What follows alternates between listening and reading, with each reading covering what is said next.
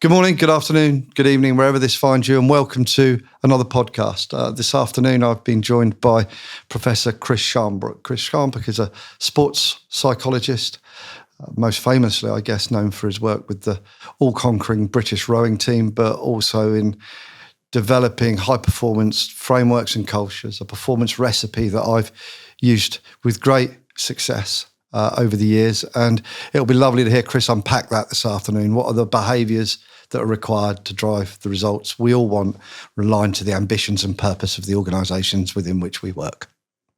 I'm Tim Kirby, Chief Executive of Releaf. And it's a joy this afternoon. I'm sat down with Professor Chris Shambrook. Chris and I have known each other, 5-7 years. Chris will probably say it feels a lot longer. And it's I've been looking forward to this all week. One of the things that we've talked about a lot through Releaf's launch, which was February last year, to a business now that's 100 strong, is how do management become leaders, the general recipe of performance that becomes high performance.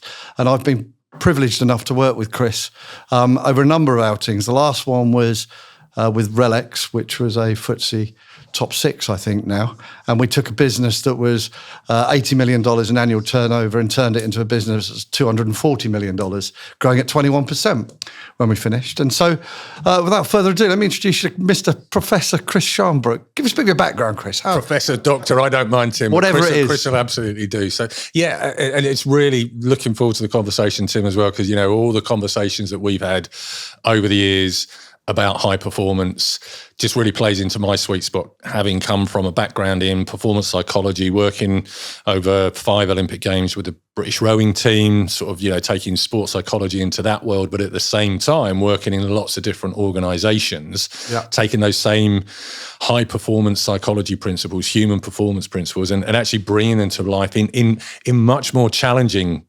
environments that are on the field of play every day, rather than training most of the time for acute moments of excellence. And so that background of performance psychology in laboratories of sport and other high performance arenas, that's just the background, and that's what we do at Planet K2, is we help people see performance as a force for good, not a problem to be solved. When I talk about you, which I do an alarming amount, because I've learned so much over the years in the accessibility that you've made the language of performance. I'm very cynical about most performance coaching because it gets lost in buzzwords, silly phrases, right? And I think that enables people to tune out. And what I've always tuned into is the language you've used that have made things that are very difficult to grow culturally within an organisation, which is high performance, and make it accessible to people.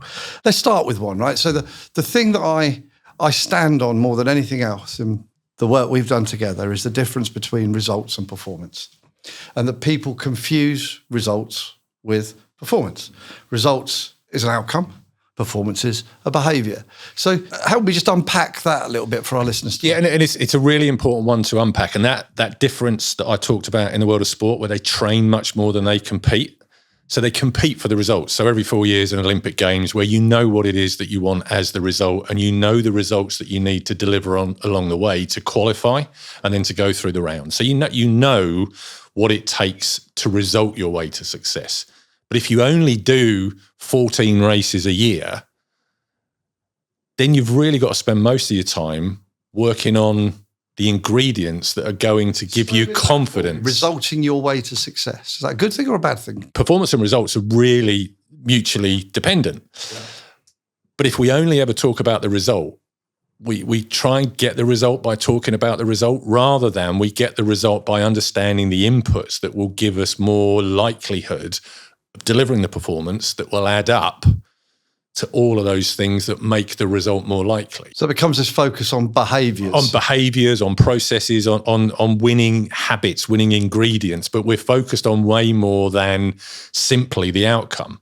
And we always used to talk about the fact, the business world, typically leads in the same way as if a football manager just turned up each day for training and said, right, I want you to win 4-0 at the weekend, and the board have asked me to make sure that you score a goal just before half time, because people then go and spend more money because they're feeling happier. And if we can get a goal in somewhere in the game that is a highlight goal, we'll get more money that we can use from a content perspective. So that's what we need to do at the weekend. You haven't done any practice, you haven't done any training, you haven't helped the players get ready to play against a particular opponent. So you turn up on the Saturday and the manager's still kind of going, right, it's nearly half time. No one's scored yet. We're supposed to be 2-0 up. Who's going to score me a goal? And the manager's starting to distract people, talking about the result rather than they've actually spent all of the week practicing how they want the game to go, practicing the tactics they're going to use, and each individual player is making sure they're contributing as well as possible, and they're keeping playing and maximising the chances of getting the performance, which gets the goals, that gets the results. So how I replay that, because obviously it's clear you speaking now that it was definitely stolen from you, and I would characterise this as low performance management, leadership, but I think it's also an experience that most of us have had in our lives in terms of low performance from leadership or management. And that's the running up and down on the side of the pitch shouting, can somebody please score a goal? Which is a complete waste of time. And that's that results focus. But if no one knows, to stretch the metaphor, how to move the ball between each other, how to control it, or even where the goal is, you can run up and down all day screaming, can someone score a goal? Yeah, absolutely. And it becomes a distraction because everyone knows what they're on the pitch for, and they're just being reminded that they haven't delivered on the ultimate end game. Yeah. Rather than, what can I do to support you to be focused in such a way that, we increase the chances of having a good move. What you've just said there, results focus as a distraction. Yeah. Right, just constantly shouting about the results that are required, distracting everybody from actually understanding what's needed. 20 years ago, we were working with a business that had weekly revenue commitment meetings. So they are going around the room kind of going, right, how much revenue are you committing to this week? Yeah. It's rather than behavior commitment meetings and also performance commitment. How are you going to develop an opportunity this week? What's your tactic going to be? What support are you going to be using? How are you playing the game in front of you that you've opened up to this point? And so I get why people want a revenue commitment meeting, because that's ultimately what's going to get reported. But you then end up teaching people to be better at forecast variance explanation than you do at actually selling. Right, let's go. The forecast variance explanation, right? How many people listening to this, and I've certainly experienced, you sit down on first week of a month, first Monday of the week, and you're asked, what happened last week? Yeah, right? Yeah. And in my experience, what you'll get from the individuals around the table in front of their peers will be, they will validate why the conditions were the conditions and the results that were achieved were really strong. Yeah. And you'll never, ever hear them talking about, well, I didn't turn up on Monday, I was hungover on Wednesday, I didn't fancy it Friday because it was a bit too sunny, or I'm actually just not very good at what I do. Let's talk more about that. Yeah. But again, that rhythm gets people really good at post-rationalising the past and creating a reverse story. Well, this must have been the things that got the results, rather than in a high-performance environment, we're committing to how we're going to behave with confidence that will lead to an outcome that will give us another foothold to go again. Yeah, so we're in a feed-forward environment rather than explain the recent past. If we're feeding forward, we have to understand what we're feeding forward to. So there is a result, there's a goal, and there's versions of the goal as well. So we might, if we've set a target, we might absolutely have the best run possible, and the target looks at a slightly different level than if we're in a really solid stream of performance. But there's also a minimum level that we might want to get as well. So again, even the way the targets are set is very, you either hit it or you haven't. And how does that play back to your experience in the sporting world? So you dealt with elite athletes. Yeah. If I remember right, it was the gold medal winning rowing team? Yeah, from 1997 through till 2019, I did some stuff with Tokyo as well. And I'm sure I've heard you talk, and I'd love everybody to hear it as well, about the magic happens in the work that you're avoiding, the boring basics, the grind, that success isn't very glamorous. We all want to take a selfie on top of the mountain, but to get there, it's one foot in front of the other when you're deep in the valley and it's pouring with rain. And the easiest thing to do is what most people have done, is turn back. Yeah. And it's the repetition and consistency Yeah. of what are really quite mundane behaviours in what I'll loosely call success. That's always been my finding. Did that come from sport? Is that? So sport has definitely been an environment where the marginal gains and the brilliant basics are an important combination. You've got to be fantastic at the fundamentals, and you've got to be fascinated with the art of doing something that is normally taken for granted, but you're trying to do it more and more effectively with less and less effort. Right. Which then means you get to turn your attention to the things that will make a nice value add, the marginal gains. So we got Wimbledon on at the moment. Yep. Yeah. So the great tennis players are practicing serving all the time. Yeah. They're not kind of going, oh, I've won a few matches, I don't need to practice serving anymore. Novak Djokovic was talking this week about mastering his ball toss so that he can have the same ball toss but serve to 4 different positions so the opponent can't read it. And he's developed that in the last year or so, having already won 24 majors. Do you remember we shared a stage at a global leadership event that you supported me running in my previous life? Yeah. And I remember one of the big things we did at the beginning was me and you spoke, and on the background on the screen was Steph Curry shooting 3-pointers from the corner. 105 consecutively. And he did 105 3-pointers from the corner while we spoke. And it was to try and illustrate that it's the repetition. And the fascination with the skill that is fundamental that you can never leave behind. But when you're able to do that level of fundamental skill so efficiently and effectively, what does it then mean you can do in moments of real opportunity? So you see Steph Curry in the last 3 minutes of the Olympic final last year. The consecutive 3-pointers that he shot with different degrees of difficulty were a function that he can take the stationary shot really superbly with massive confidence. So it allows him then to play the game in front of him with a curiosity and a fascination and a degree of belief. What I often see from a lectern or from a training session or from leadership speeches, whatever they might be, TED Talk and the rest, is it's easy to have a nice sporting analogy. Yeah. How do you create the connection between Steph Curry shooting 105 3-pointers and how that becomes the behaviours that are required for success within a high-performance culture in a business? Yeah, and I think that is inviting everyone to become experts in their performance. So, and again, if you're fed a narrative of the result is the only thing that matters, you're not being asked to deconstruct what it takes to deliver the result. So how do you take people there? How do you get people to be an expert in their own performance? A really straightforward way is to start thinking about, right, given the best performer that you've worked with and experienced, what are the things that you've seen them doing on a day-to-day basis? What are their habits? What are the technical skills that they're really great at? What knowledge do they have that you know is central to them being an expert in that field of play? You can build up a picture of what it takes to be effective. And then you can ask each person, right, relative to that individual, where would you rate yourself? If they're a 10 out of 10 based upon what you've seen, where are you on that scale?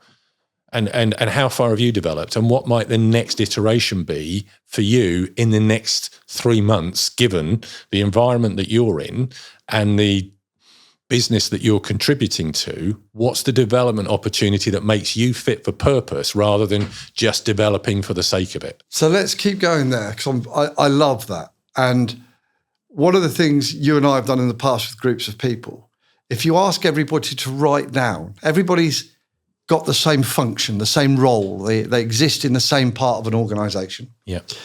And let's say there's 10 people for the sake of a round number. Their outcomes will be different. Yeah. Right? Yeah. But if the conditions are the same for everybody and people's outcomes are different, there's only one variable, and that is their behaviours. Yeah. So if you ask, it's always an interesting exercise. If you write down, if you get 10 people in a room that all do the same thing, that all understand the results that are required, and you get them all to write down the behaviours that are required to get the results, I've always been fascinated by the weird and the wonderful, the lack of insight, sometimes the absolute brilliance. But what's always been the case is the lack of uniformity. Yeah, the lack of uniformity. But that's where, from the sport perspective, that's the role of the coaches to be the individuals who are providing the starting point that says, look, while you're part of this organisation that's seeking to deliver this success, these are some of the brilliant basics that we would expect to see in everyone in your role. So let's get a shared understanding of what the expectation is. That's a tell, though, isn't it? Right? Well, no, but that's using expertise. So, the coaches in the world of sport, and I've said this a lot in the past, I will, you could see 2 equally successful coaches. They will have slightly different philosophies as to what it takes to be a great athlete, but they will coach with confidence that their version is the right one to be coaching with. But you pay leaders in the organisation to do some of the foundation work that allows people to then build from a shared set of performance ingredients, but have their own flair and add their own sense to it. And that foundational work, I've always gone about it in that way, right? First of all, can the people that you're asking to work collectively to achieve something, can they first of all describe what excellence looks like in terms of behaviours as a collective, right? And asking them, if you like, to do that exercise, write down the top 6 behaviours that are required to excel in the role you've got. And when you share those out in the room, it's always interesting to look at everybody's faces. Wow, we've all got this completely, there's a Venn diagram in there for sure. Yeah. But there'll be similarities in there as well. But from the leadership point of view, given we're this type of organisation, we say this is our mission, we say these are our values, so these are some of the kind of generic behaviours that go across the board. Yeah. What's the role-specific version of that behaviour? So what are we? We're going to prioritise some of those shared ingredients more than others, because actually, while you're here, this is how we play. So it's like a football team. Yeah. We're going to play a certain formation. We're going to play a certain form of tactics. We know you can play in many ways, but while you're here are some of the qualities and characteristics that help us play as a team, because we're trying to aggregate the expertise. We're not trying to suppress individuality, but we're trying to take the individuals and have a shared mental model from which we kind of go, right, I'm contributing to this rather than I've got freedom just to be me. If we begin then by going to a place that says, let's explain low performance, right? Yeah. Because you mentioned, I can't remember the phrase, right? I'll try and get you to repeat it.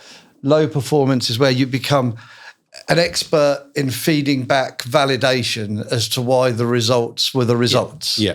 Right. And the investment, I've often thought, from people that were undoubtedly talented, the investment they made in conjuring up the most fantastical, weird, wonderful reasons why the conditions got in the way of the results. Yeah.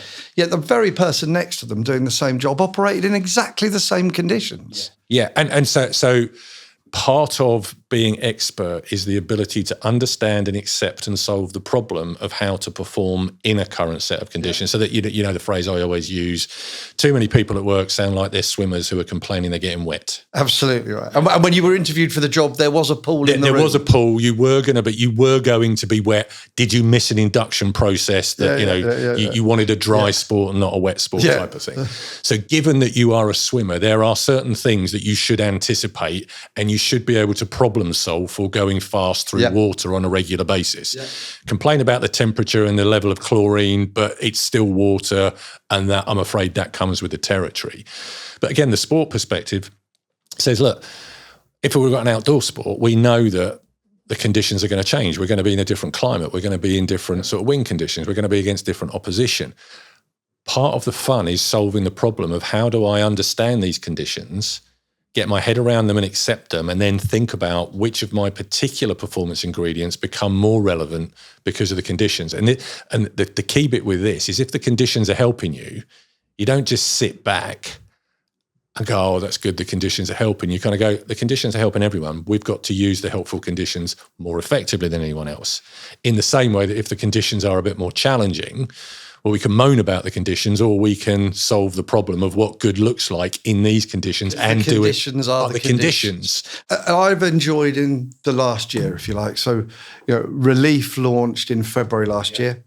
There were 6 of us in a spreadsheet and a large amount of investment that we really didn't want to waste. Yeah. And so we all stared at the spreadsheet, and you start off by heroics. Okay, everybody is doing everything, and you understand fanatically the granular behaviours required because we've done this before, right? It's familiar. As the organisation grows, so we've gone from £20,000 of turnover in February last year to July this year, which will be £2 million worth of turnover. By the end of the year, at an annual run rate, we'll be a £60 million business just doing what we're doing. Yeah. So now there's 100 people. And what we try very much to do is grow talent from within the organisation rather than bring in seasoned talent. So I think culturally that creates, our own brand of whatever we believe is culture, which is behaviours-led, not results-led. And the long monologue gets me to what I see in people that are stepping into leadership or management roles for the first time. It's the easiest thing for them to do is to lower their standards, to get closer to what people find that they can achieve and not providing them the stretch because they want to avoid the difficult conversation. How do you think that focus on behaviours supports new management, new leadership, new people to those positions of responsibility, and giving them the tools to create the conditions for people. Does that make sense? It does, but I think what you want to do is you want to build in the rhythms and the habits that make everyone always regularly thinking about, right, where are we at? So what are we going to do next? What's the next result that we want built upon our recent history? How will we go about delivering that result? What behaviors, what approaches will we promote? And as a result of that, how will we change the conditions for ourselves? Because when we change the conditions for ourselves by being more successful, we've now just presented ourselves with the new leadership. I mean, you talk about changing the conditions for yourself. How does that square the circle with the conditions are the conditions? Well, no, so you look at the success that you've had commercially. Yep. You've changed the conditions by now being a more commercially successful organisation, which means that there is a different relationship with the financial components. Yep. The behaviours required at a $50 million business exactly are a lot different than a $20,000 business. And you've got to start to increasingly be able to ignore the size of the number, because actually that, people might start fearing failure or stop, so they might actually sort of think about protecting, look at how successful we've been, we'd better not mess up, rather than how did we grow the last bit of success from where we were to where we are. Well, there's a couple of things in there, I think, right, to pick up on. One is the number might get bigger, but actually the behaviours just become more granular. What do I mean by that? Let's use Releaf as an example. We onboard 1,000 new patients each month. Mm-hmm. And we've got 12,000 patients served. We've written 45,000 prescriptions since the beginning of January this year. And what we talk about internally a lot is that we haven't got 12,000 patients. Yeah. We have one patient. We just happen to have 12,000 instances of that patient.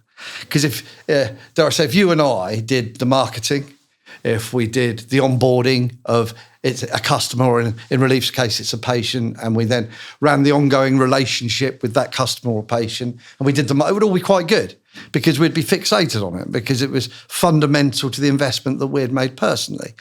And it's how do you maintain that attachment to the behaviours required to get the results you want at a level of one, not 12,000. Does that make sense? Yeah, it does. But that gives you two things. That means that, one, culturally, you've got a compelling shared focus of the single patient satisfaction.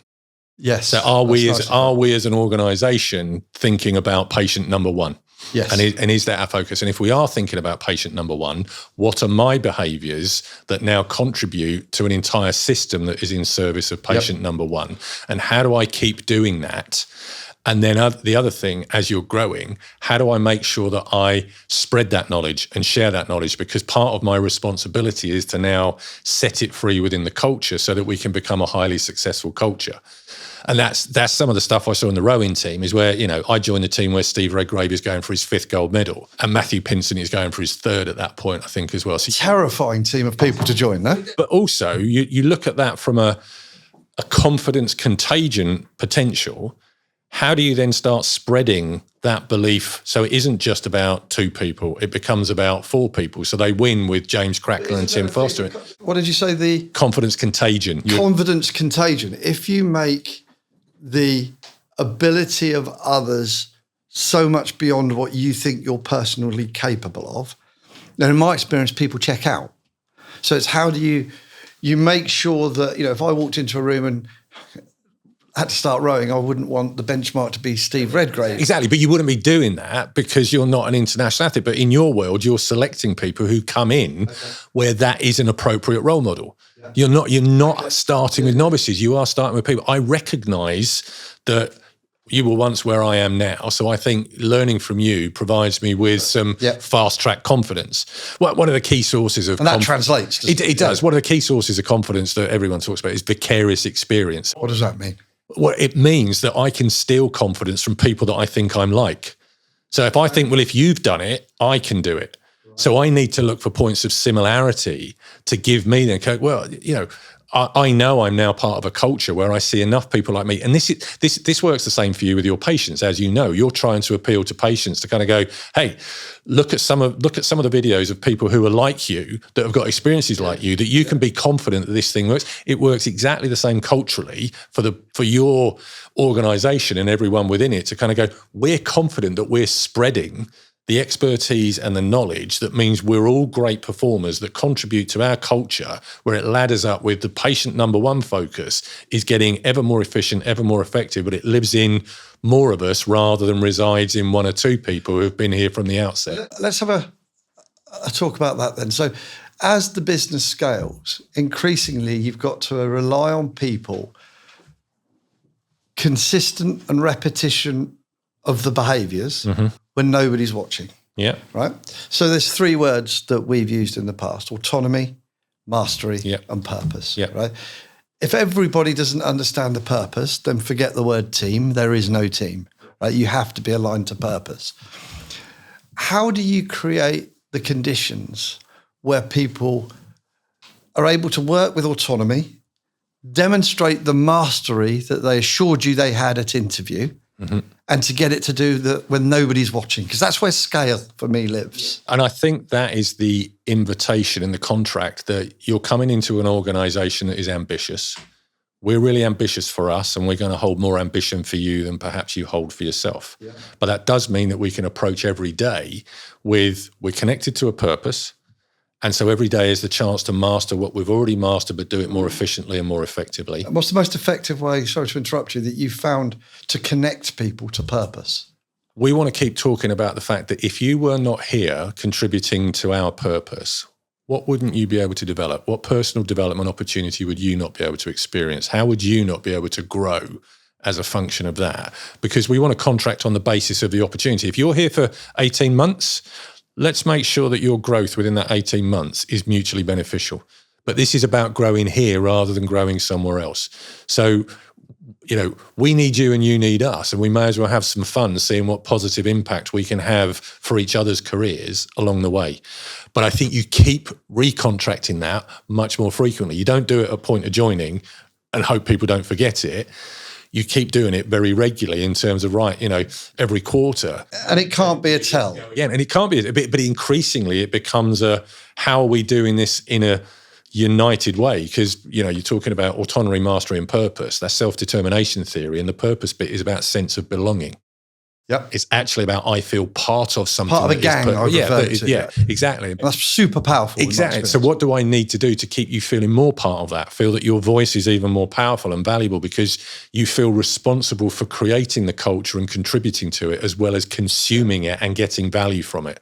So you get people who are citizens of your organisation rather than people who are consumers of a commercial opportunity. And I find that those moments of reflection sometimes where you think, you know what, we've got this. Yeah. That wonderful feeling that pressure is a privilege, but it doesn't always feel like that. But when a business has got its tail up and it's got momentum, and you can feel there's a huge, not only addressable, but equally an obtainable market, and you're in your moment, that getting everybody to influence each other all of the time, aligned to that purpose, is the most powerful thing. I think it has to be intentional. Yeah. As well. You've got to go out of your way to seek those people that may be somewhere else in their headspace or around the organisation, and bringing them back into this gang. And remembering that it's okay for everyone to kind of be it's like a dimmer switch. Sometimes we're on full brightness and I'm really in, but other times just,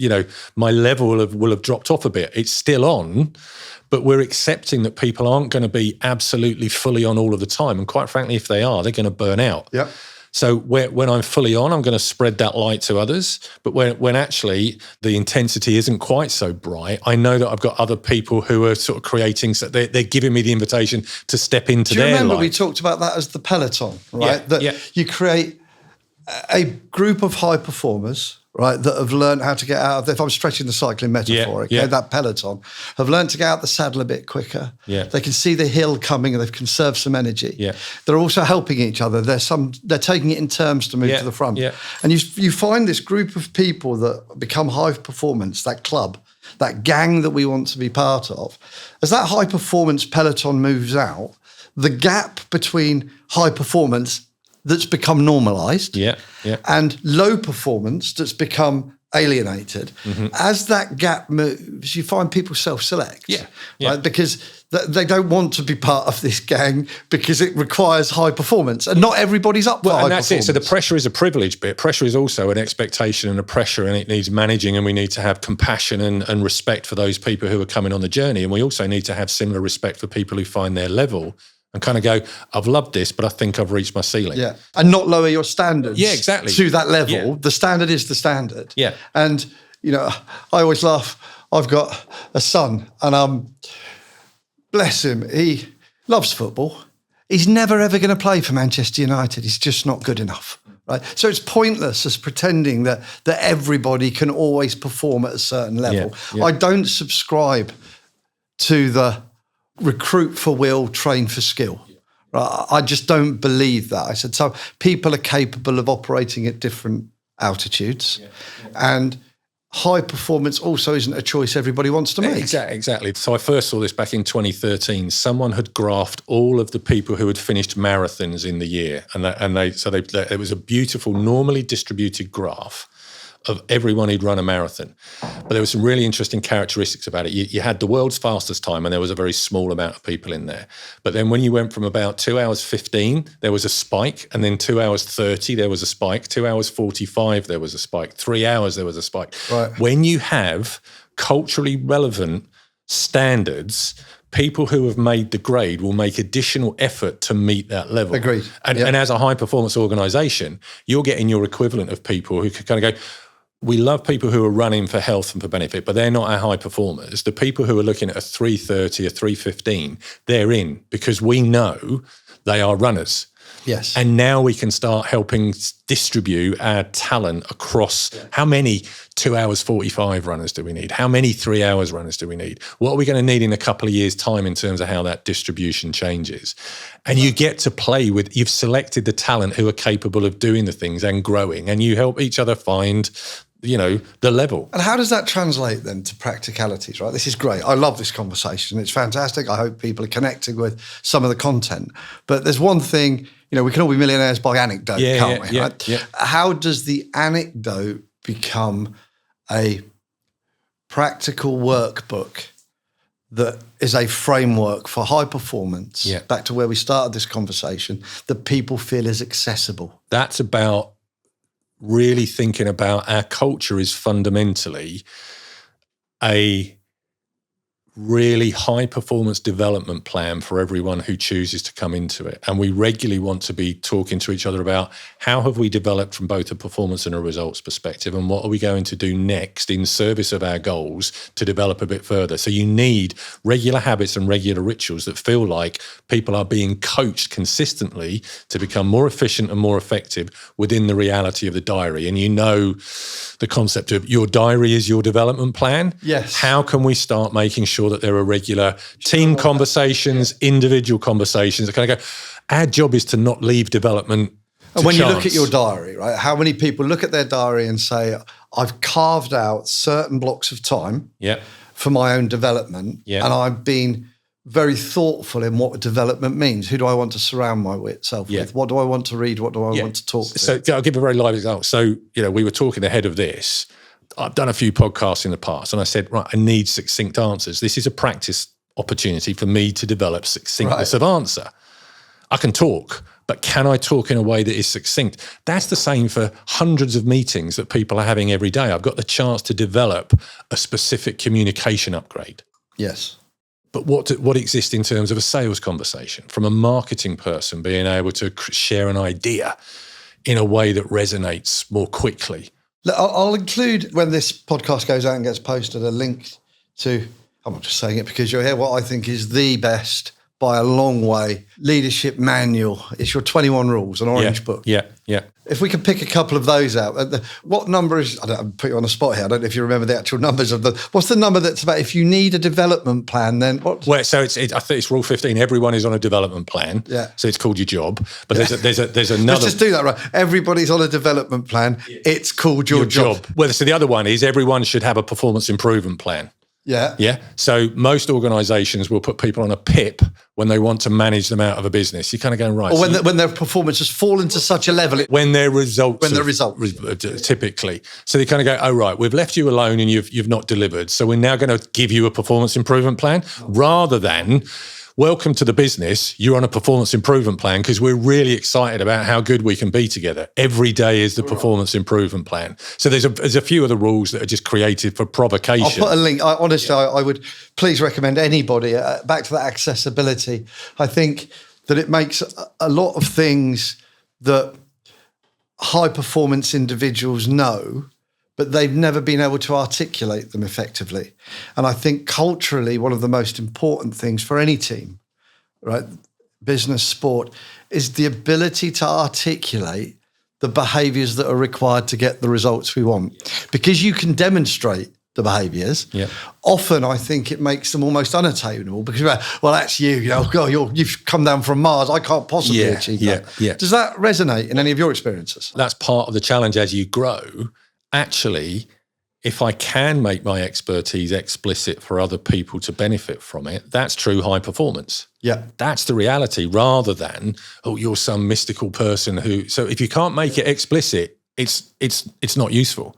So again, we go back to where we started. Performance is doing the things you need to do to get the results that you want. If I've got someone who delivers the performance and the results follow, I really want to understand those performances because now we've got repeatability and sustainability. Someone who gets the results but they can't articulate the performance, I'll conclude they're lucky. Someone who's delivering the performance that looks like good that we've defined but the results don't follow, I'm backing them. Yes. Because we know that this might be about being slightly more condition smart or actually kind of, just upping one or two of those ingredients in a slightly better way. So we'll back those people. But for people who are consistently not delivering the performance and the results aren't following, are we setting the wrong goals in the first place or actually has it been a bad selection process? And listen, Chris, I could do this for another 3 hours. I think there's some symmetry and where you've landed there, right? I won't repeat it properly, but the success is about doing the things you need to do to get the results you want. And I'm really looking forward to bringing you into the business. I think we're going to do some stuff in September. As I say, we've grown exponentially. And whilst that's super exciting, what we do need to do is create a framework of understanding that demystifies for people that are new to people leadership roles what are the behaviours that create the conditions for talent to thrive. And there's a version of high performance for everyone. You can fulfill your own high performance potential, and then it's about seeing whether that is actually a contributor to the high performance organisation that's been created for people to express that expertise in. So what I suggest we do is why don't we do this again in maybe this side of Christmas, maybe just after Christmas, and we'll get you to talk with one of our emerging superstars that are actually running this business on a day-to-day basis, the business I refer to being our business, which is Releaf. And it would be great for them to talk to you about how they found that process. Yeah. And that makes it really accessible. Absolutely. Yeah, we've done this. We've talked about it. How does it feel for someone to have been through that process? So Chris, listen, thank you so much for sharing your experience this afternoon. And it's been a pleasure and looking forward to creating a few more sort of bits of evidence that this stuff works rather than just, millionaire through stories. Amen to that. Thank you very much. Well, thanks very much for listening to another episode of our podcast with Professor Chris Shambrook. Fascinating as ever to hear him unpack the recipe that sits behind high performance. It's not about focusing on results, and don't confuse results with performance. Performance is about behaviours, and that's a message that will always live with me and I hope resonates with some of you listening today. So as I say, find us wherever it is you normally go to find your podcasts, and thanks again, and we'll see you next time.